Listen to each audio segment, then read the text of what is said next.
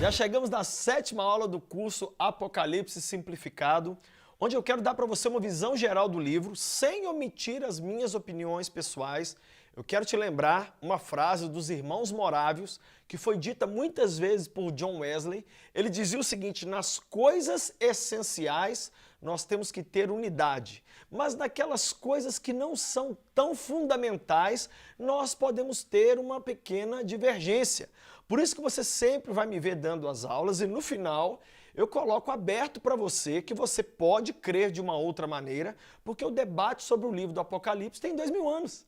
E nós temos aí muitas vezes várias linhas de pensamento dentro do mesmo verso ou do mesmo episódio. Hoje nós vamos falar sobre quem é o anticristo e o falso profeta. Tem muito assunto aqui e eu quero ler então só um pedacinho do que de quem é o anticristo e depois de quem é o falso profeta aqui em Apocalipse, capítulo 13, diz assim, verso 4, adorarão o dragão que tinha dado autoridade à besta e também adorarão a besta, dizendo, quem é como a besta? Quem pode guerrear contra ela? A besta foi dada boca para proferir palavras arrogantes e blasfemas e lhe foi dada autoridade para agir durante 42 meses, que é exatamente 3 anos e meio. Ele abriu a boca para blasfemar contra Deus e amaldiçoar o seu nome, o seu tabernáculo e os que habitam no céu. Foi-lhe dado poder para guerrear contra os santos e vencê-lo. Olha isso, foi-lhe dado autoridade sobre toda tribo, língua, povo e nação. Isso é o anticristo, é a besta, é o dragão.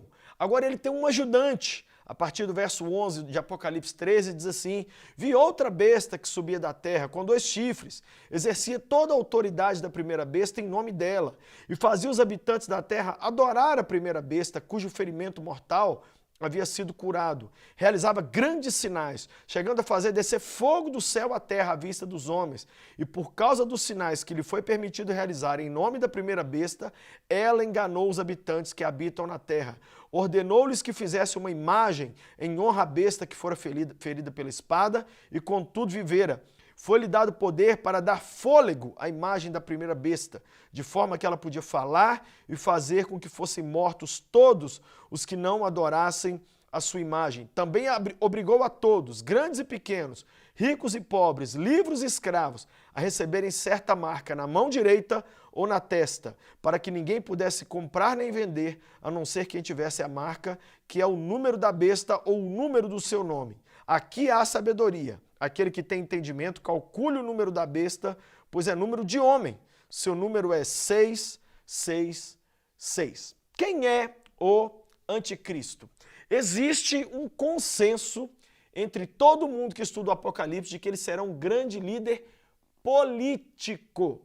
Ele será um grande líder político e a Bíblia o chama de dragão. Por que dragão? Porque ele seria uma união de todos aqueles impérios que nós vemos no livro de Daniel. Aqueles impérios, o Império Babilônico, o Medo-Persa, o Império Grego, o Império Romano. E aí esse último grande império vai ser a união da maldade, da malignidade de todos aqueles animais que representavam esses impérios. Vem então o dragão. O que é o dragão? É o mais malvadão, o mais terrível de todos os impérios contra Cristo ou anticristo. Ele não poderá ser simplesmente um líder religioso. Ele não será um simples operador de milagres. Ele é um líder político. Só para você ter uma ideia, eu pesquisei hoje no Google. Existem pelo menos 5 pessoas no mundo que se dizem ser o Cristo. Tem um cara chamado Vissarion, lá na Sibéria, que se diz o Cristo. Tem um tal de David Shapler, na Inglaterra, que ele fala que ele é Cristo. O Shoko Asahara, lá no Japão, ele diz que ele é Cristo. Michael Traverser, nos Estados Unidos, diz que é Cristo. E em Brasília nós temos o nosso conhecido Henri Cristo. Mas além desses, milhares de anticristos têm agido e preparado o caminho para o anticristo. Pois Jesus disse, quem comigo não ajunta, espalha. O que é que nós percebemos, então? Vai surgir esse homem que ele vai ser uma unanimidade. não vai ser como, por exemplo, o atual presidente do Brasil ou dos Estados Unidos, ou mesmo o presidente da França. Muitas pessoas me perguntam, Lucinho, quem você acha que vai ser? Olha, um cargo que eu ficaria de olho nele seria, por exemplo, o secretário-geral das Nações Unidas. Ou um presidente de um país que vai fazer um trabalho tão bem feito naquele país que as outras nações da Terra vão dizer assim, quer saber de uma coisa? Você sarou esse país completamente. Cara, assume aqui tudo. Assume. Uma coisa eu sei, ele vai ter todo o poder e toda a autoridade sobre todas as nações. E ele vai falar contra Deus. Ele vai se levantar contra Deus e a Bíblia diz que todos se maravilharão. E todos vão dizer, quem é como a besta? Quem pode se comparar a ela? Só haverá um grupo que não aceitará o reinado do anticristo. Porque ele não virá como o anticristo, ele virá como Cristo. Na série O Messias, lá da Netflix, a gente vê aquele homem maravilhoso. Muitas pessoas me ligaram, Lucinho, ele é o Cristo? Eu falei, não, ele não é o Cristo, mas também não é o anticristo, porque ali na série ele é só um operador de milagres.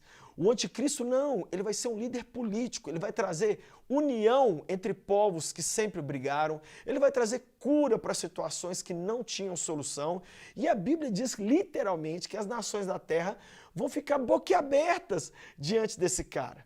Esse cara vai vir para se apresentar como Cristo, e durante 3 anos e meio, na grande tribulação, ele realmente vai passar uma imagem de bom moço e vai resolver muita coisa na terra. Só um grupo não vai aceitá-lo, aqueles cujos nomes estão escritos no livro da vida do Cordeiro.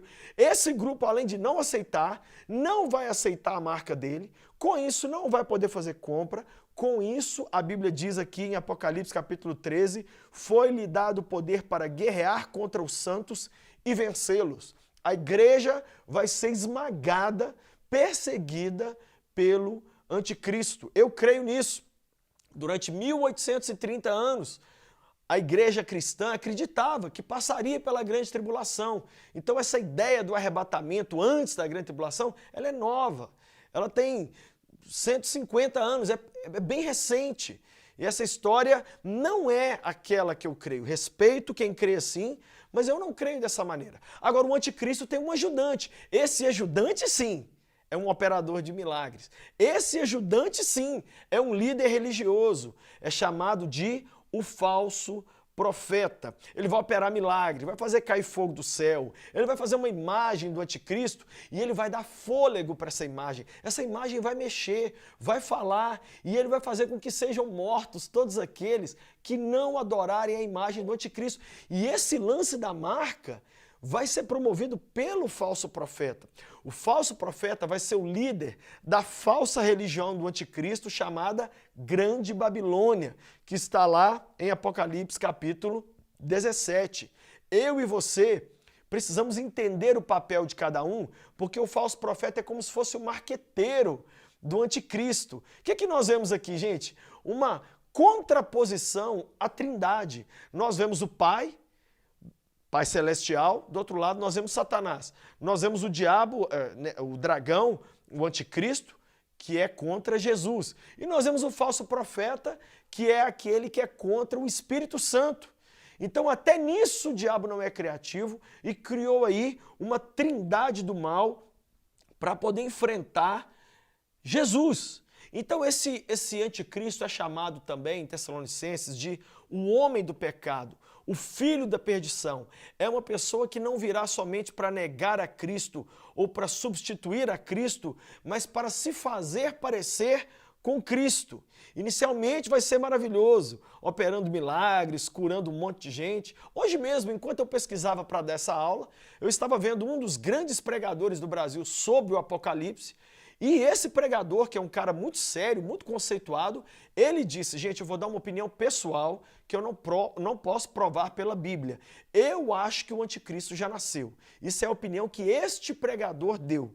Então ele quis dizer, por exemplo assim, que que o anticristo vamos dizer que ele já tem aí seus 15 anos de idade. Vamos dizer que aos 35 ele se envolva com política. E vamos dizer que aos 50 anos de idade ele então assuma um cenário no palco político mundial. Isso é o que esse pregador estava dizendo. Mas uma coisa é certa, ele vai se revelar como esse homem do diabo no meio da grande tribulação. No meio da grande tribulação, a Bíblia diz que ele vai entrar no santuário que vai ser reconstruído em Jerusalém e ele vai se assentar e ele, de repente, de bom moço, vai começar a exigir adoração como Deus. Como Deus. A Bíblia diz que isso vai acontecer e aí sim as nações verão quem ele realmente é. Só que aí tarde demais. Porque já terão recebido a marca, quem recebeu, recebeu, quem não recebeu, não recebeu. Mas se você ler 2 Tessalonicenses, capítulo 2, verso 3 a 6, o apóstolo Paulo fala desse homem e ele fala que tem algo que o detém, que tem algo que o detém, que tem algo que só vai, que vai permitir o aparecimento desse homem. Muita gente diz que esse algo é a igreja. Eu não creio que seja. Até porque o verso que eu li aqui de Apocalipse 13, verso 7, diz que o anticristo vai ter poder para matar o povo santo. O que detém? O que faz o aparecimento do anticristo ter que esperar? É o cenário para ele vir. O cenário de caos, o anticristo vai entrar num cenário de caos, ele vai entrar num cenário de destruição, porque ele vai trazer exatamente a resposta para esse caos, e ele vai entrar num cenário de apostasia. É nesse cenário de esfriamento da fé e é nesse cenário de completo desgoverno mundial que o anticristo virá para trazer a resposta, para dizer, gente, cheguei. Ele atrairá o amor das pessoas, a adoração das pessoas, a reverência das pessoas, inicialmente resolvendo os problemas mundiais, realizando os milagres, mas depois se revelando como o homem do pecado, o filho da perdição, aquele que não só não é o Cristo, como é aquele que vem negar o Cristo e vem tentar implantar. É a última grande cartada de Satanás para dominar as nações da terra. Satanás pensou, já que o Pai Celeste mandou o filho dele, eu vou mandar o meu filho, o anticristo, para ver se eu consigo dar essa cartada final de dominação mundial, só que a Bíblia nos diz que vai haver um encontro final entre o anticristo, o falso profeta, os seus exércitos e Cristo e a sua igreja. Esse grande embate, essa grande guerra final é chamada de Armagedon. Lucinho, o que você pensa do anticristo? Eu penso que a igreja vai ver esse homem surgir. Pode ser que ele já tenha nascido? Pode ser. Posso afirmar isso? Não, não posso afirmar isso. Mas eu tenho visto nos últimos tempos um apressamento dos sinais da volta de Cristo e isso me faz crer que estamos caminhando para o fim do princípio das dores. E depois do princípio das dores, sabe o que nós temos? Os primeiros 3 anos e meio de paz da grande tribulação, com esse anticristo se passando por bom moço, com esse falso profeta sendo o marqueteiro dele, espalhando a sua falsa religião, e dos 3 anos e meio para frente, eles colocando a carta de verdade sobre a mesa, tirando a máscara, revelando sua malignidade, mas no final da grande tribulação, Cristo vem para vencê-lo em glória. Você pode não crer como eu.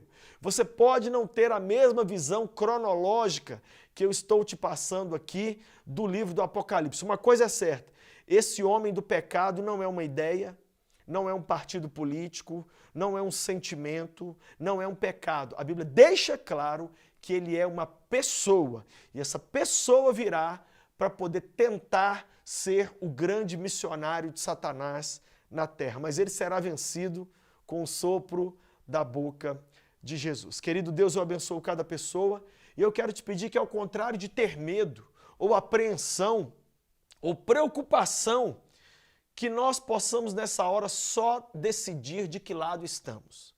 O importante nessa história não é quem será o anticristo, não é que ano e que mês que ele vai aparecer, não é de que lado da terra ele virá, não é qual língua ele falará, não é qual será o chip que ele vai implantar, nada disso.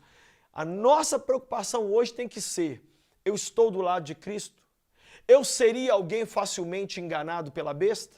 Ou eu sou alguém que estou tão firmado em Jesus que nem fogo caindo do céu vai me fazer negar o meu Senhor? É essa pergunta que temos que fazer. Eu abençoo cada um com essa convicção de fé, para que possamos viver para a glória do Pai, do Filho e do Espírito Santo, em nome de Jesus. Deus te abençoe e te vejo na próxima aula.